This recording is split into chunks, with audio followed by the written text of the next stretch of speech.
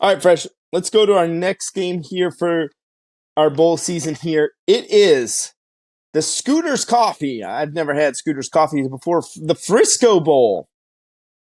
Whoa, boy, howdy. Is that an interesting one right there?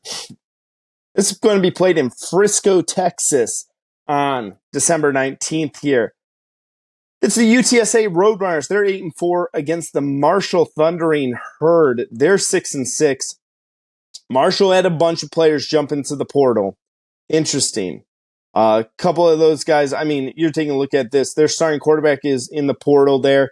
UTSA only had a couple of guys on the defense. It looks like Cole Pennington, and I believe that's Chad Pennington's son. I mean, the odds are in that favor. I'm going to assume that's probably right. I believe it is too.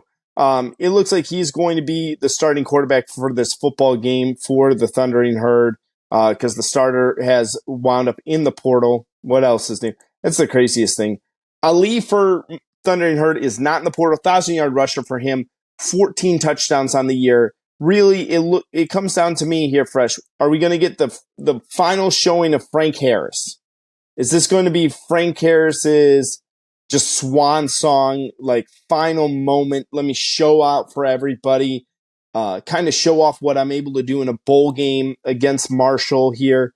Or is it going to be one of those, just a really good back and forth bowl game between two middle of the road group of 5 teams?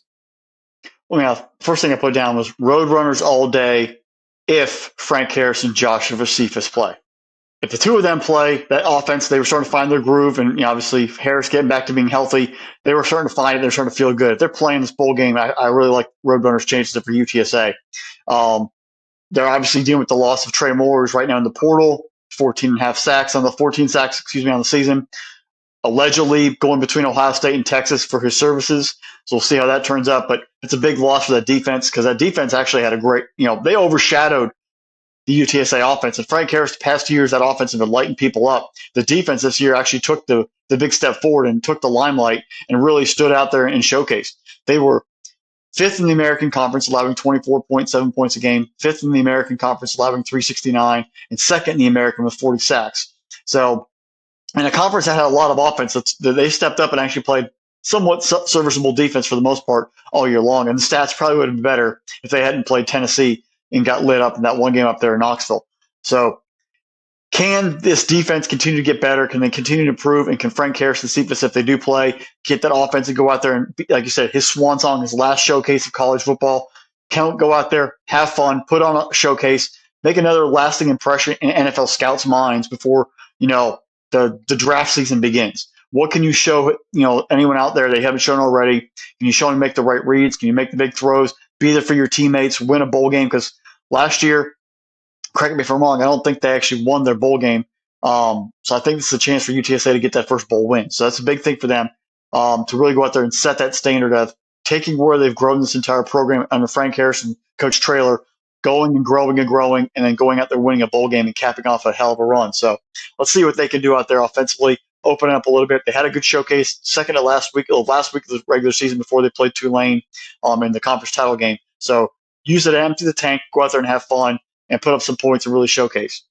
On the other side, Marshall, they've actually had the records not tell the true story.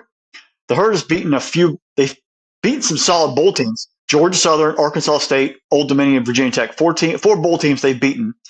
And all 6 losses were to bowl teams. They've 10 games versus bowl teams of their 12 in the season. So they have played quality competition.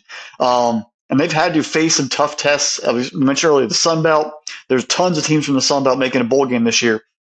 And they are having to go through that gauntlet, if you will, and getting through. Shows this team has the toughness, the togetherness to fight through and continue to keep hanging home and get a W here and there.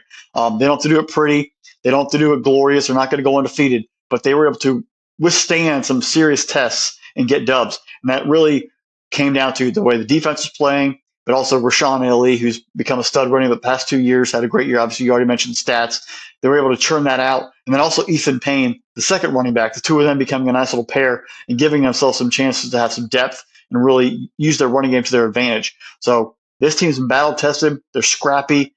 Marshall always puts together a very formidable football team throughout the entire, past what 25, 30 years. They just get guys who show up and put together efforts. They don't have the glorious names outside of Randy Moss, or Byron Leftwich or Chad Pennington, but they have guys collectively on that roster who play for West Virginia, play for the university, play for each other. And the toughness that they have showcases in big events like this in a bowl game. I have a feeling they come into this ball game with a little chip on their shoulder of, hey, we've played tough competition. We have a chance of really going out there and telling, hey, we're still here. We're above 500. We're 7-6. Um, all that being said, with their quarterback in the portal, I find it offensively tough if they get in a shootout to go against UTSA and win. They have to make it a very ugly, slowed, running, grinded out ball game to be able to beat the Roadrunners. Because if Harris and Cephas are ready to go and they have a nice, clean track, Roadrunners are going to take care of business. I don't think the Roadrunners cover the 12.5. I think they maybe win by It's a 10, lot of but points. that's a lot of points to cover. I think they get it done though. And Harris goes out there. I'm going to say he has 4 touchdowns and really goes off into the sunset as one of the legends of UTSA athletics. Yeah, Fresh, I told you, Frank Harris's swan song here. When the line originally opened at 8.5, I looked at that and I said, that's pretty accurate. I thought that was kind of where I liked UTSA, right around the 8.5, 9 mark. I know you said 10 for the Roadrunners there. I think that's a good number right there. I would be willing to take Marshall in the points in this game, especially when it's sitting there at 12.5.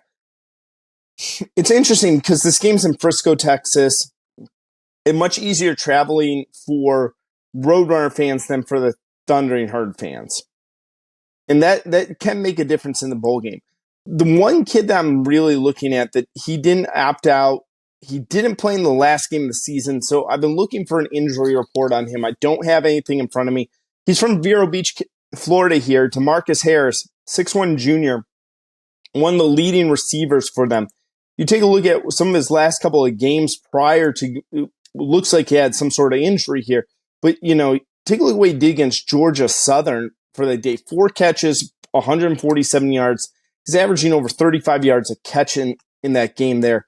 If he gets back and gives like Pennington a really good wide receiver along with Rashid Ali, I think that could be an interesting day. Can UTSA stop the ground game from Marshall in this football game? And are they able to kind of look and see, because their starting quarterback, Fletcher, was a dual threat quarterback.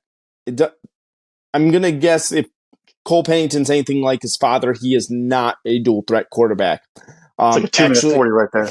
Right, exactly. So I'm tempted to see if this becomes a more traditional offense.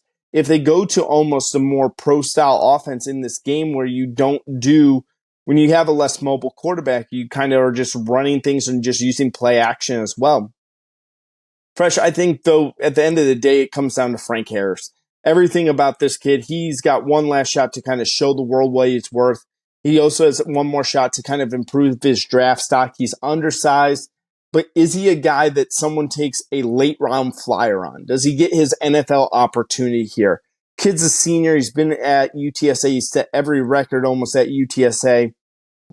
And overall looks like a pretty good dude. I know he's battled injuries this year.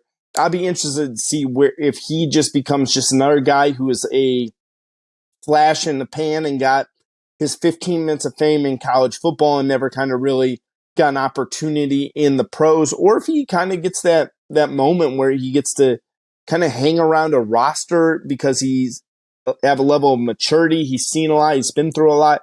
That's an interesting thing.